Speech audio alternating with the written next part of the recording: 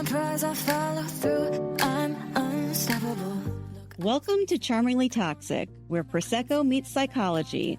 And we're not diagnosing, but we are side-eyeing the charm, control, and emotional chaos.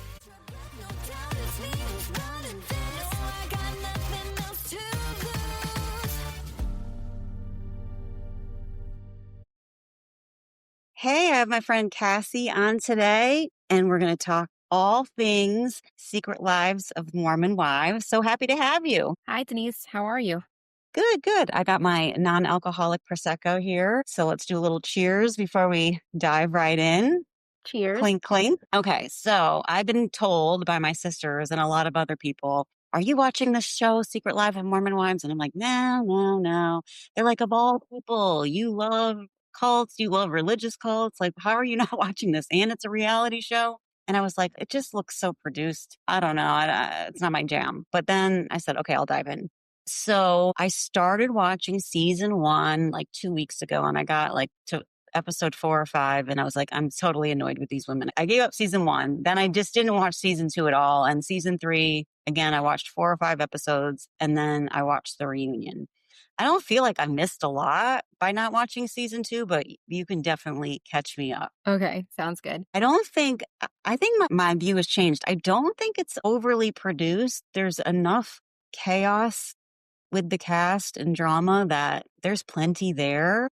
I could be wrong, but overall, I thought these people are all emotionally stunted. It's like high school in a lot of ways, even with the men, and it's very sad. It is like high school, but I also have to remember they're mostly all in their early 20s. And so I forget that sometimes. I think only a couple of the husbands are older. Me's husband, Brett, he's older. But most of these girls are 23, 24 years old. And they obviously going into TikTok and making all these videos and things like that, they really crave the attention. They like the spotlight. I don't think it's really hard when you get all those personalities in one room and then you add money to the equation to get some really interesting stories.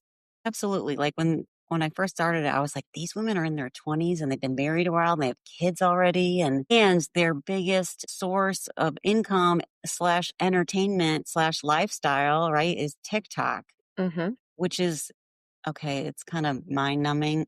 I don't know that they're getting a lot of, what's the word, like high level learning. No, but what they are getting is tons of feedback, a following, like really loyal fans. Taylor has a ton of like her own little army of fans that'll go to bat for her no matter what. And they have all those people looking at them. So it really does, elevate their thoughts of themselves. And a lot of them have even become the breadwinners in their families, which totally turns their, the Mormon lifestyle and the, mom stays at home and raises the kids and dad's the breadwinner expectation on its head. So these women are now in control and they're the ones making the money. And the dads are now coming in and making dad talk and being supportive of their wives doing TikTok dances with them. Yeah. So is dad talk its own thing? They're trying to make it a thing. It's just awkward as a viewer. I feel like they're trying to make it a thing, but I don't know. So we start with season 1 and Taylor Frankie Paul. Okay. So she started all of it. Mm-hmm. She created all of it Mm-hmm. with Whitney.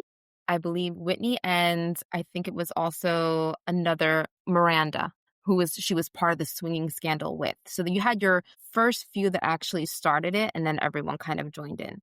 So was the swinging scandal after it already started? I'm not sure about the timeline for the swinger scandal, but I know that Miranda was involved, Taylor's ex-husband and Taylor, and then Miranda's husband at the time was Chase, who we see kind of sprinkled through the episodes, season 2 and season 3. Okay, so Taylor, Miranda, and who? Chase, that's Miranda's husband. You saw him in season 3 a little bit. He's the one, I don't know if you watched the last episode. He's the one that had sort of a date or met with Taylor for coffee at the end of one of the episodes. Yeah. Yeah. So that's Miranda's ex-husband. But was Miranda on season 1? She wasn't, because she really wasn't talking to Taylor at the time. So like this whole thing came out that they were all exposed for this, swinging scandal. And it was couples getting together and, you do the math. But Taylor ended up exposing it, coming clean with everything. And it caused a fallout between her and Miranda because basically it drove Miranda's name through the mud. So the swinging scandal, they're swinging and they're still Mormon or they're out of Mormonism? No, I think they're still Mormon. Like Taylor's family and Taylor still attended the church and they were all in the community. So that's why it was a huge thing. But did they get excommunicated? Like you can't come to church anymore? I don't know about excommunication. I know, like I said, Taylor still goes to church. I don't know if there were like repercussions and fallout. I know she ended up getting divorced, and sharing custody of her older two children with her ex-husband.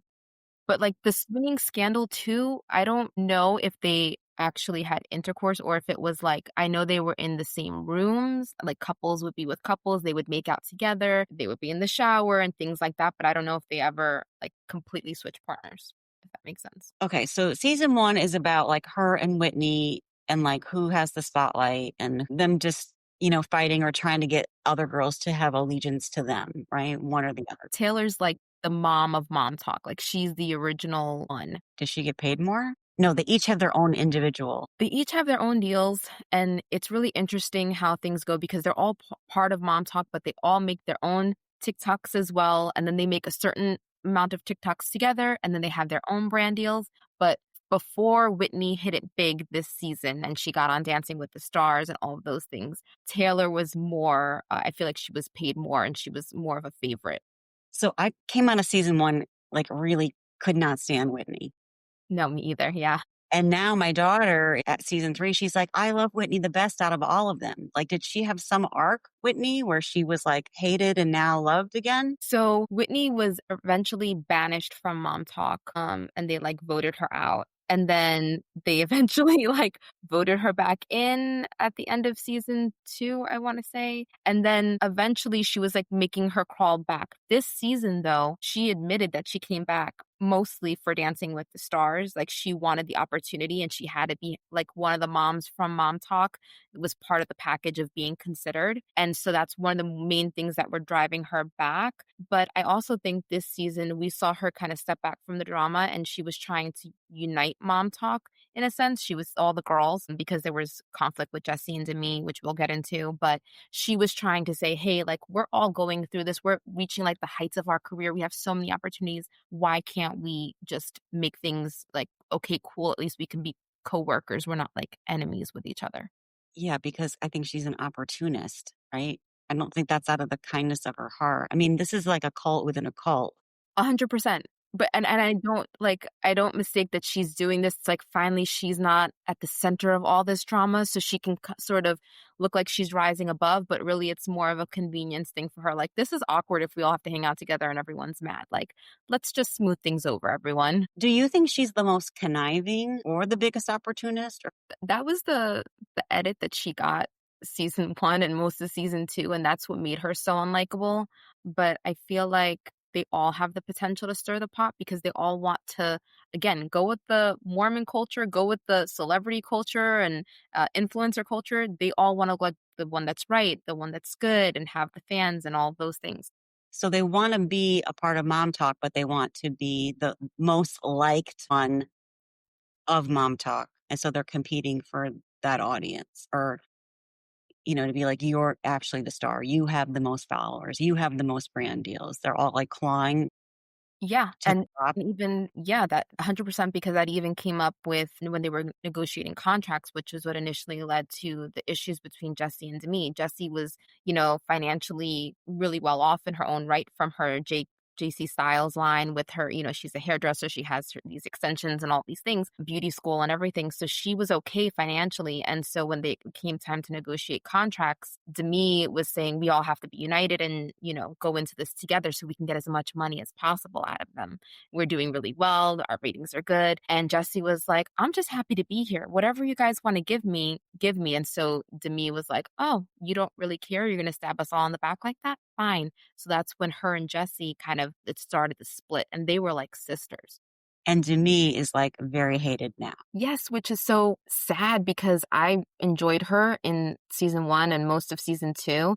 But then she really started to show her teeth when that all happened. If you could betray the person that you're closest to, which was Jesse in the group, and that they were like sisters, two peas in a pod, you'd always see them together. If you could do that to your best friend, then, what do you need enemies for? And then she really cooked up this whole storyline with Marciano and tried to go to producers. But Yeah, we're gonna get to that because I was like, "The hell is this?" So quickly though, we know that Taylor was divorced and she got into this relationship with Dakota, who everyone kind of agrees he's a narcissist manipulator, correct? yeah. And it was a very toxic relationship on both ends. hmm But he really seems like in the reunion, I was like, this guy's pathetic. And in the reunion, I felt like he might have been on drugs. Like, I don't know if you could see in his eyes. I know he's a recovering addict, so I make this like tentative, like, I'm hesitant to say this, but at the same time, like, the way he was chugging waters, the way he was speaking, the way his eyes looked, the redness on his eyes, I kind of thought for a second, like, geez, I hope he hasn't relapsed with all of this that's going on. Right, because he was just lying, lying, lying. I mean, I don't even really know the show, and I'm like, this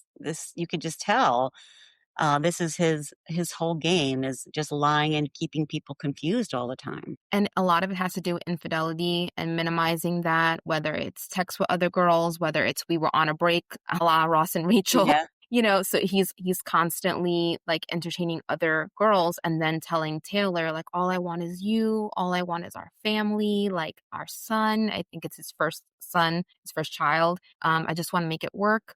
Even to the point of having Taylor's family convinced in season 2 that to take his side, just make it work with him. This basically is her fault for sleeping with someone who she didn't really know or have intentions to be with, and kind of turned everything around on her. Like, you should just accept this. It was wild. That child is not a looker. I feel bad saying that, but Oh my God. okay, so Taylor looks extremely different, right, throughout the seasons because, first she's not pregnant, then she is pregnant, and now I don't know because when I'm looking at her from a therapist lens, I'm like, that girl on that stage for the reunion, I was like, that's a trauma victim, but it could also be Ozempic. I mean, I don't, but she looks like corpse like. She's definitely been through it. Like, when we first met her, she was already on the thinner side. Then we saw her go through her pregnancy and everything. And then all the trauma while pregnant. Then when, I think she was even arrested at one point with the altercation between the two of them. She's been through the ringer and all the time always being made to feel like it was her fault, made to feel like she needs to trust him. She's always like she was trying to find out most of, I think it was season 2, like whether he was really cheating on her, whether he wasn't, like all of that. The body keeps the score. Like, Yes. she's been literally going through it. She has this tell that she does too. Like, it's really interesting because she watches everyone but she's always moving her mouth around. I don't know if anyone else notices this. I'm always noticing how she's like almost like she wants to say something, but she's not. And she's always like moving her mouth and she's withholding so much. Like, I feel like she's always just trying to hold it together. Yeah.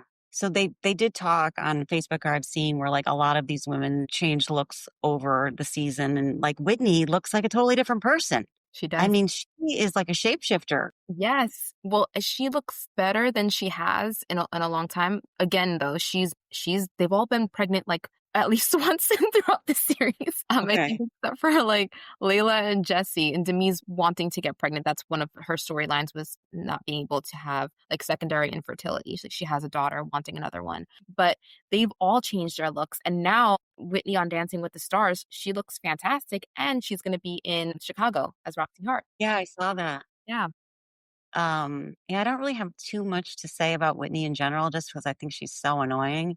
But she seems to have a decent marriage, right? They actually, I don't know if you saw it. I'm not sure if it was season 1 or season 2, but her husband was talking about having a sex addiction. And then I think he was talking about being a victim as a child of sexual abuse. That was actually one of the times when I felt like I was able to see her vulnerability and actually able to see like how she was a kind person with a kind heart in the way that she supported him through that. One point at the reunion, the majority of them, or at least half of them, said they were sexually assaulted. Notice And someone on Facebook was commenting, like, what is this? Is this like a Mormon thing?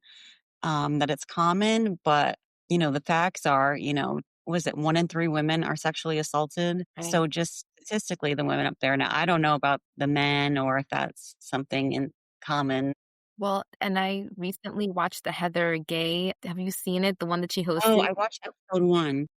I've seen them all the episodes, and there are some male victims that come forward as well, and female. It's the focus on that series was that it's kind of buried, that they're the reporting and all of that, because they're trying to maintain the image in the Mormon church. Everything is buried, even down to there's a hotline that you call to report it to. You don't call the police, you call them.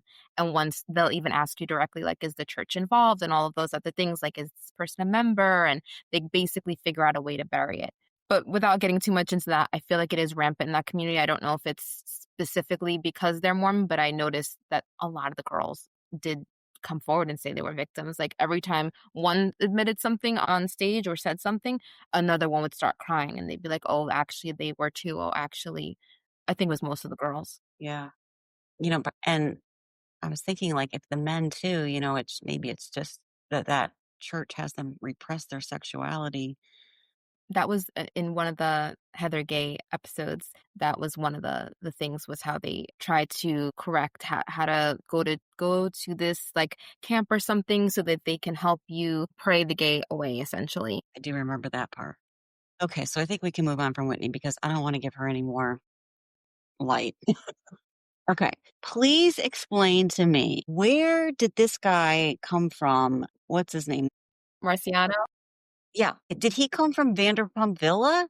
Like, Yeah. how was he mixed in with all this? They went on an episode or something? They did, and I don't remember if they ever showed the episode. I actually found clips of it, but apparently they did some kind of crossover because Vanderpump Villa is also a Hulu show, and so they did a crossover event where they went and stayed at this castle in Europe, and that's where Marciano met Demi, and I think Jen was there. I think Layla was there, where he also met Jesse. And Marciano is like a cast member of the villa, like he's like a server or something, or like a host. He's one of the guys that works there at the villa, and he apparently also had like a skeezy reputation on that show too. Like, he was also sort of a villain on that show. And so should we believe that he was hitting on all of these girls, or these girls were hitting on him?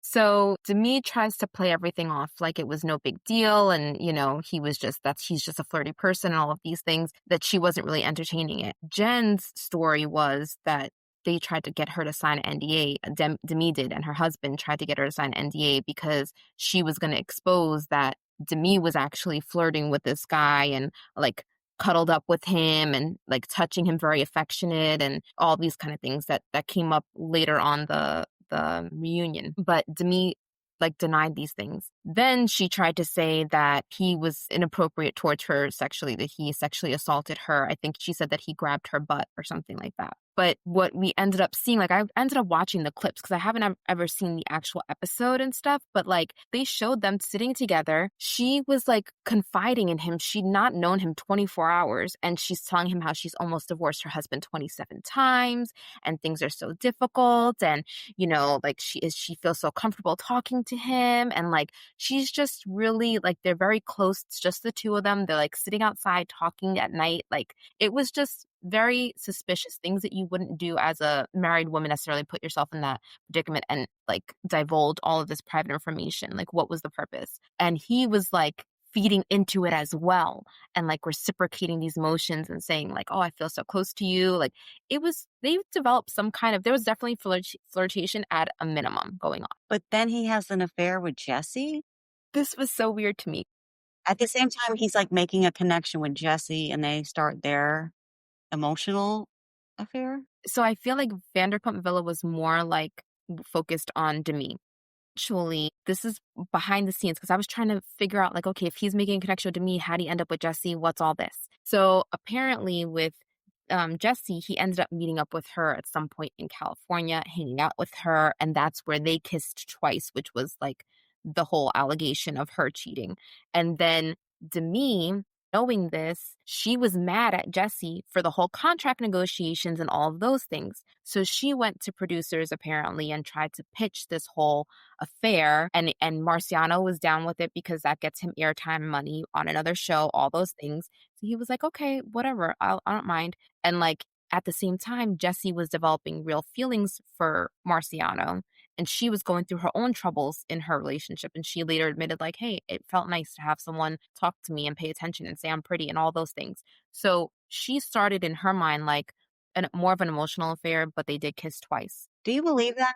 I really think that, like, she strayed emotionally and she likes to have the attention of somebody else, but I think that Demi really tried to make it into a they had sex thing. She tried to hype it up to get back at Jesse, and he was more than willing to go along with it because he also, A, liked the attention, but B, he was close with Demi.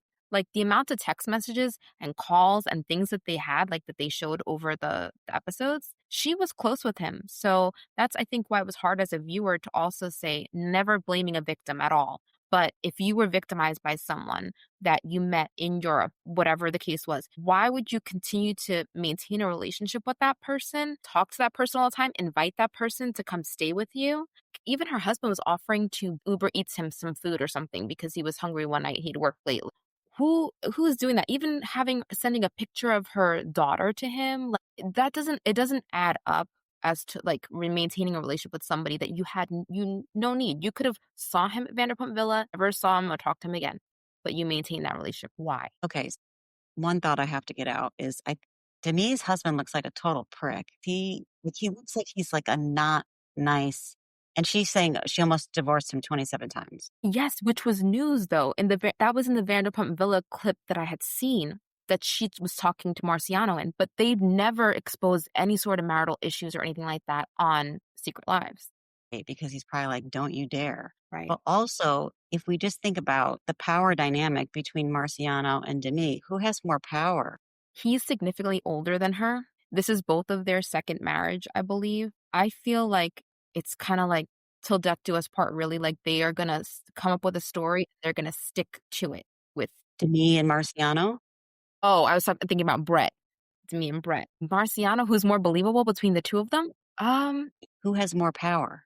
Who has more influence, or who has more followers, or who has what? I think it would be Demi. I feel like her show is definitely more well known than Vanderpump Villa. And also, like, he was given at the time that this was all going on, she was at the height of, like, people were seeing her as like a good person in Mom Talk. Like, she had a positive persona, whereas he did not. So I think she had definitely more sway. So he was probably trying to keep this friendship with her and texting her all the time so that he could become a star somehow or be I think also get he, interviews, get more followers. I think But also back to her husband. well, I was gonna say one more thing about Marciano. He admitted that he also was very attracted to Demi. He thought she was beautiful, exactly his type. Like, so I think he was also entertaining, like, his options. Like, she definitely gave him the green light. Like, things were looking good for him to possibly cheat with her. And she's, again, exposing that they have these problems in her marriage. So he was positioned to get with her too. So this is why I'm thinking like she had to have created this narrative with her husband that she was sexually assaulted and he was the aggressor Hmm. to be safe in her marriage with him. It's possible. I hate thinking like that, but I think that's like if she was about to be exposed of like, hey, you were, because that's what Jen was threatening to do. Like, hey, you were being inappropriate. You're a married woman and like you were cuddling up with this guy. So she had to come up with something of like, it wasn't, I didn't want that. It happened to me. Yeah. And Brett looks like a scary dude. He is. Yeah. And do you know he's actually married to one of the Angies from Salt Lake City Housewives? I think it was the one with the blonde hair, not the Greek one, the other Angie on Salt Lake City. That was his first wife. Yeah, full Okay. circle moment, right? Utah's pretty small.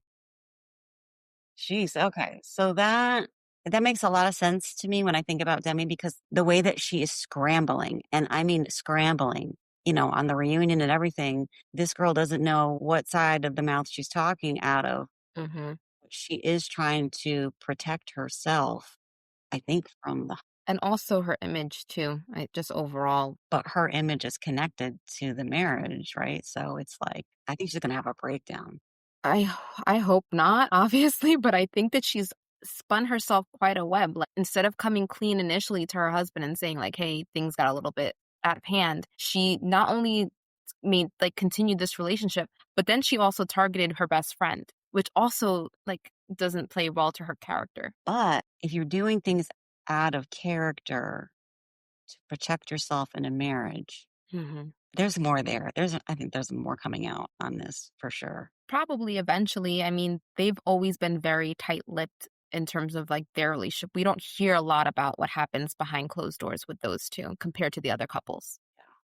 All right. I might tune into season 4 just for that.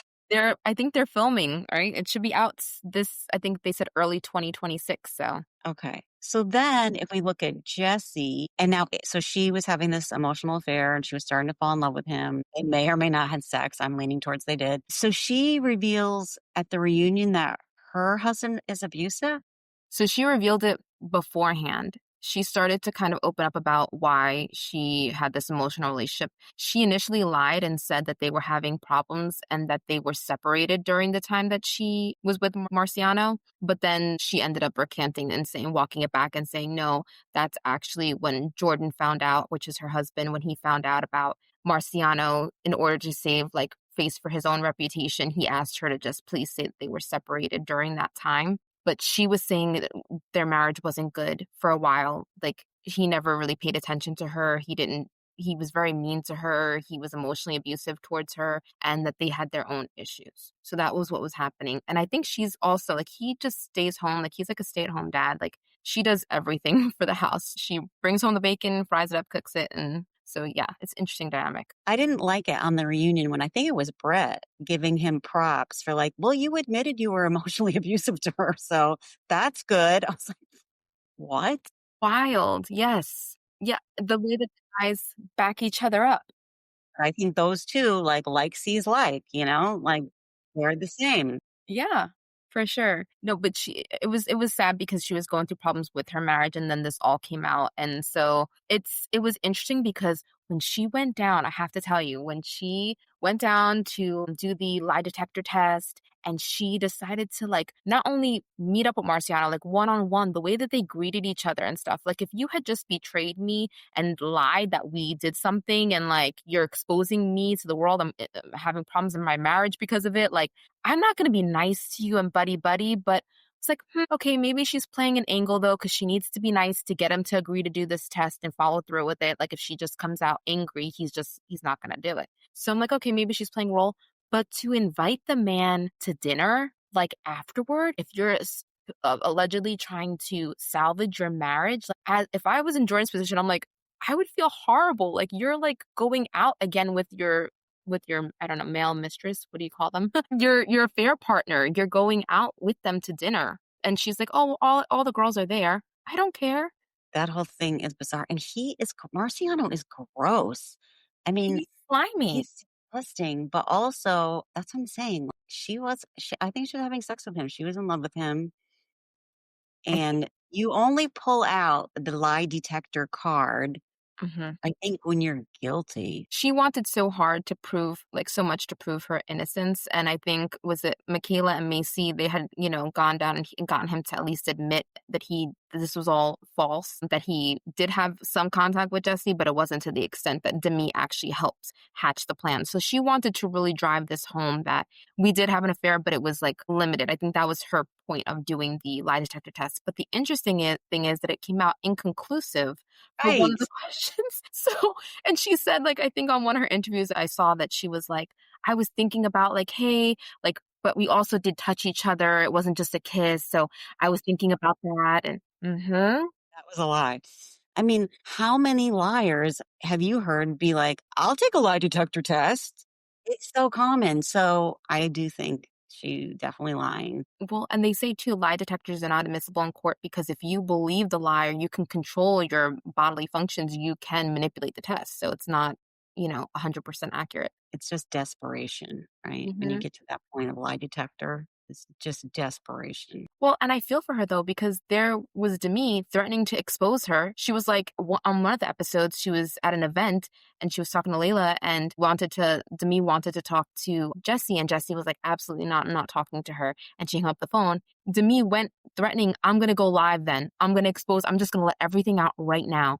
And production had to break the fourth wall and get involved and say, no, you can't do that.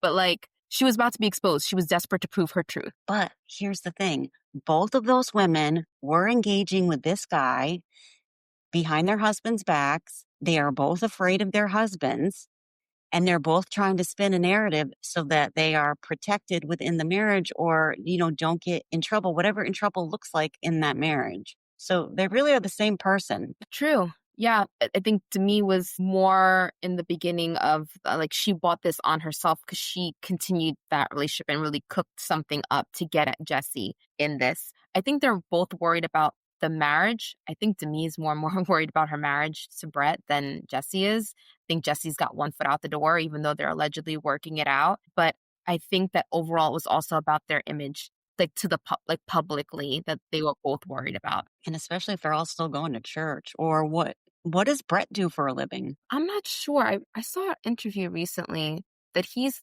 from wealth. Like he's from a well-to-do family. I think his dad was in the music business and like did something for Capitol Records and signed like the Beach Boys and like a bunch of really well-known bands and stuff. So he comes from money. Okay, so then who else is interesting on this cast? I mean, Jen, not really. Jen's a sweetheart, and I feel like she wasn't in this season as much. Like she wasn't in season 2 a lot because she ended up going into treatment and stuff like that to take care of her mental health. But I think her and Zach, they had a lot of issues early on in their marriage as well, and they look like they're working it out and getting through it. He was really controlling, extremely controlling of her, and we saw that in the earlier seasons. And now he seems to be backing off a little bit and being more supportive of her. But yeah, she didn't have that much of a role this season, I feel like. And then she got her Dancing with the Stars thing too, with Whit.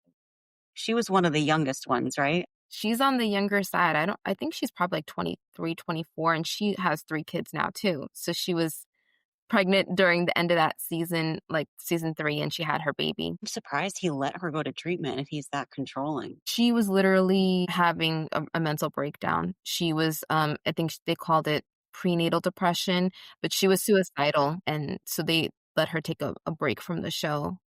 But she's suicidal because she didn't want to have more kids with this guy, right? They were having issues, and then she found out she was pregnant on top of it. And I think the hormonal fluctuations, coupled with the depression and the like fear of if this is already going wrong and I'm bringing another child into this, and there was just a lot at once. Now I'm really stuck. Yes, and he was so controlling, like, when she went out with the girls and stuff like that, and there was a whole Chippendales escapade. He got super upset at her, and I think it was like she was trying so hard to hold on to this marriage, hold on to the image, uphold expectations. He was calling her a bad wife. She was pregnant now. It was like all these things were hitting her at once. Is he the one where they're saying like he's like significantly older? Or he was 21 and she was like 15 or something? Or That's actually, I think, Michaela and her husband. what is the story with her? So Michaela's got an interesting. So Michaela she was sexually abused when she was younger. And her husband, the headlines have been made because he's been super supportive this whole, like through her whole journey. Apparently, like they have a lot of intimacy issues stemming from that. He really wants intimacy, and she's just like going through it from her trauma that she suffered. And so at the end of the episodes, basically we saw that he was supporting her. She started to go to therapy and try to uncover some of this, and it was surprising to me because he didn't know many details about her trauma at all. But then we find out that she was 16 when they first got together. She was pregnant a month later, and he was 21 at the time. What? Yes. And they have, I think this is their 3rd, maybe 4th child. So yeah, they're super young, and they don't have much of an age, like their age gap, I guess, is there, but it's just how young she was. He was, yeah. Hmm. Does she have some disorder or something? She has a lot of autoimmune issues. I know it was flaring up with her skin. That was one of the things she talked about in the earlier seasons a lot. I don't know if it's like eczema or what it is, but her skin literally gets red and peels, and she's been through to every doctor and all those things. It makes me think about all the trauma she's gone through and stuff, and those autoimmune issues that can pop up from stress. And apparently her abuse was prolonged over several years. She comes across to me as extremely naive. Yeah, she's really young too. The two of them do, more so than the others. Yes, I agree. They're really young, and I mean, focusing on being a mom and all of that. And that's one of the things I was thinking about too. Like, so she's dealing with this trauma, but obviously too, she's pregnant on top of it, and like cut her a break a little bit and understand. But he was very sweet with and patient with the way he addressed things and supportive of her.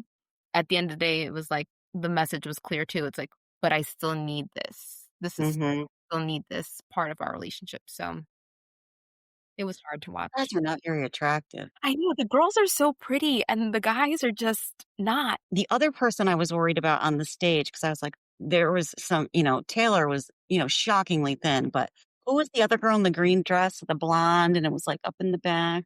That was Miranda. She is so thin too, and Stassi also. But I was like, oh my gosh. No, Miranda's extremely thin. Layla's also, she has the dark hair. She's also extremely, extremely thin. Miranda, I think it was like also that hairstyle and that like just her face. It didn't do her any favors, that whole look, to be honest. But yeah, she's extremely thin. The only other really person is Layla. So who's she dating? It's interesting. So again, it's kind of incestuous because Miranda was married to Chase. They had the whole hookup with Taylor and her husband at the time that was exposed.